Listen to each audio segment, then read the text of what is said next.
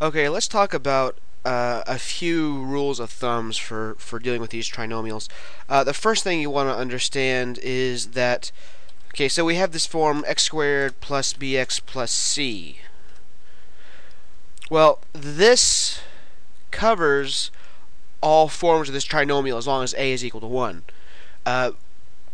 But what if we have like a minus here? What if this were something like x squared minus 5x plus 6 or something? So in this case, you would have b would be a negative number. B would be negative 5. But for this video, so let me back up a little bit. So that means that this case will, no matter whether you have pluses or minuses here, this case will cover all possible cases. But let's talk about what if sorry, not A because we don't have an A. What if B and C are strictly positive? So in that case, this no longer satisfies all these conditions. So that means that you could have x squared plus bx minus c. You could have x squared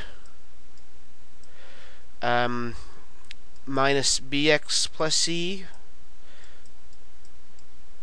You could have a lot of these different things. You could have two more. You could have x squared minus bx minus c, and of course the one that we've already been talking about, x squared plus bx plus c.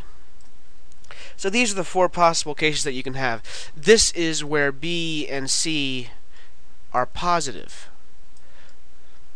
The thing that I'm trying to get at here is that if b and c are not necessarily positive, then this case here covers all possible cases. But if b and c are both positive, then you have four separate possible cases. And the reason why that is important is because of the rules of thumb that we're going to talk about. And this is kind of important because we don't think of things in terms of adding a negative number. At least I don't usually. I think of it as we're adding here and we're subtracting here. So the reason why that's important is it will show us that there are things that that we can recognize pretty easily just by looking at where the pluses are and where the minuses are. So let's clear that off, and so let's talk about what if we have two pluses. Okay, let's start at the beginning. Let's go ahead and talk about a specific case. Remember that factoring is essentially going in the reverse of, and I'm going to go ahead and clear that off too. Factoring is essentially going in the reverse of multiplying, of distributing. So let's talk about different cases where we'll distribute. So let's say we have x plus d times x plus e. So this is first case. I'll put this out here. First case, and we're assuming that d and e are positive. So let's put this up here. D and e are greater than 0. So we're assuming that d and e are positive numbers. That way, then we just say, okay, if it's a plus, it's a plus. If it's a minus, it's a minus. It just makes it the way I'm saying it might make it seem more abstract, but all I'm saying is that way, if it's a plus here, it's going to be a plus in this specific example. Okay, so let's go ahead and multiply these out. Well, we have x times x, and then we have and then also that'll give us x squared, and then x times e, that'll give us ex, and then d times x, that'll give us dx, and then d times e, that'll give us de. And then we did this in the previous video. We can combine these two, or you can think of it as factoring out, and we will get x squared plus e plus dx plus de. So what that tells us then is, let's go in reverse. So since since factoring is basically going in reverse, and I'm going to have a summary of these individual things here, but if what that means is if we have a, okay, so first of all, this is going to be a positive number, right? Because when you add two positive numbers, you get a positive number. So what that means is that let's assume also for a minute that not A, I keep forgetting A is 1. So if B and C are also greater than 0, and we have some form x squared plus bx plus c. So think of this b as this e plus d, and this c as this de. The point that I'm getting at is that if you have a plus here and a plus here, you're going to have a plus here and a plus here, and we're going to compare those in the end. So notice that you have, because first of all you add two positive numbers to get a positive number. You multiply two positive numbers to get a positive number. Okay, so let's go ahead and go to the next example.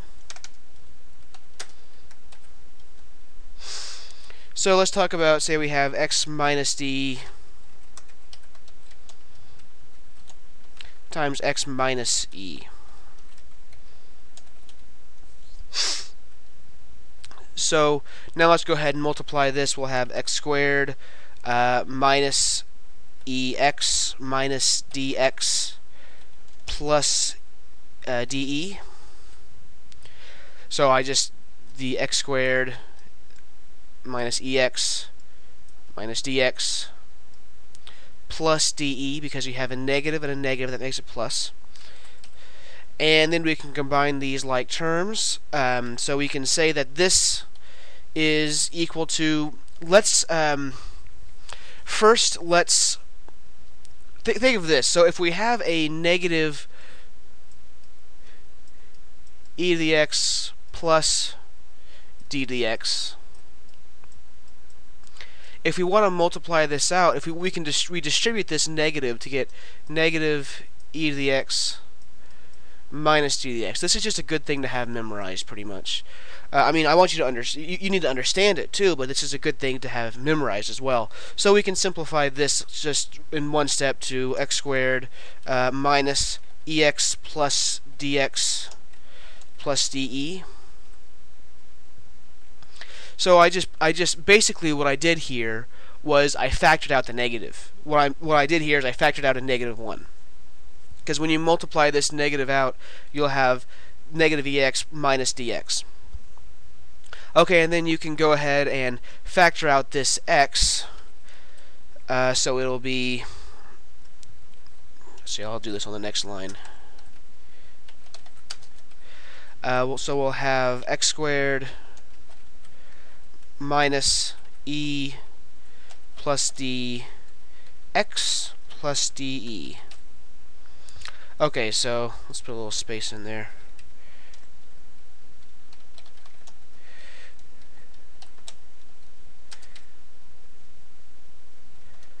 Okay, no space.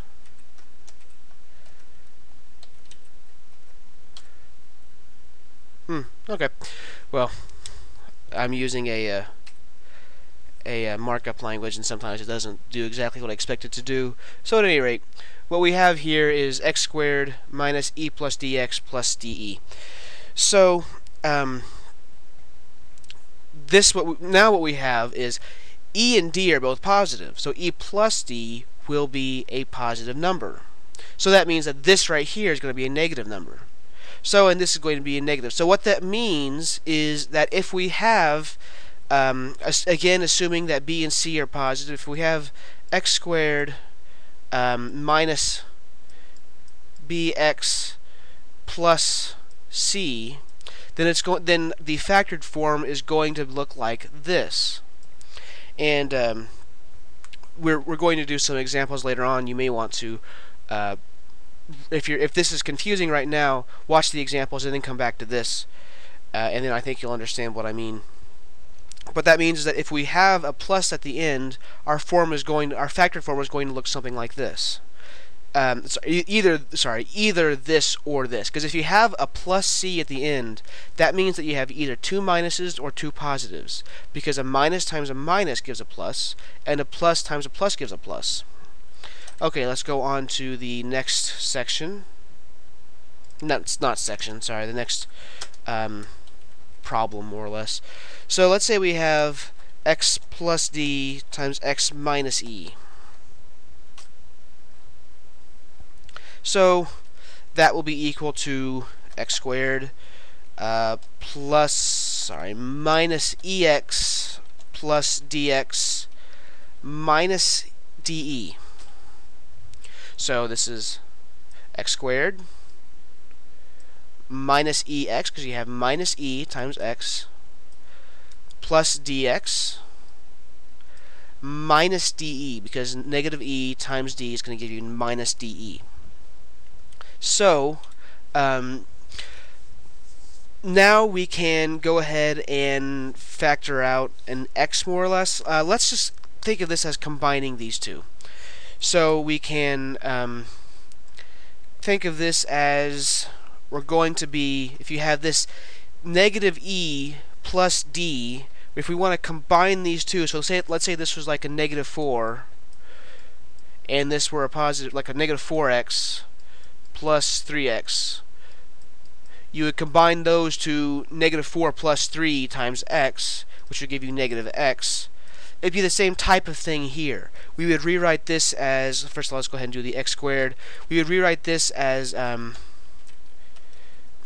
negative e plus dx, then of course the minus de. So all I did here was I factored out the x, you might say, or you also might want to think of it in terms of I combine the e and the d. So whenever you're actually doing this with numeric coefficients, you can go ahead and just think of it as just combining like terms. So now what we see is this is the form that results from this. So if we have a minus, then it's going to be in this form. If your last term has a minus in front of it, then your resulting factored form is going to have 1 plus and 1 minus. Now what about this middle term? Well, if e is bigger than d, then this is going to be negative. But if d is bigger than e, then this is going to be positive. So this has two possible results. So that means if we have x squared plus bx minus c, that means we're going to have the factored form is going to be x plus d times x minus e. See, we have to have 1 plus and 1 minus to make this c a negative. And for this b to be, for this to be positive, that means that the larger number is going to go with the positive. So plus d, that means d is going to be larger than e. On the other hand, if you have x squared minus bx minus c, then that tells us that we're going to have x plus d times x minus e. So it's going to look the same thing, but there's going to be one important difference. E will now be larger than d. The larger number will go with a minus if this is a minus here. So just to summarize just this part, we're going to have a summary of the whole thing in just a minute. The last term, if the last term is negative, if the last term has a minus in front of it, then you're going to have 1 plus and 1 minus in the factored form. If after that you find that the middle term is plus, then the larger term, the larger number in the factored form is going to go with the plus, and the smaller with a minus. If it's a minus, x squared minus bx minus c, then the larger number is going to go with the minus. So here e is larger than d, and here d is larger than e. Comma, comma. Okay, so now I also have a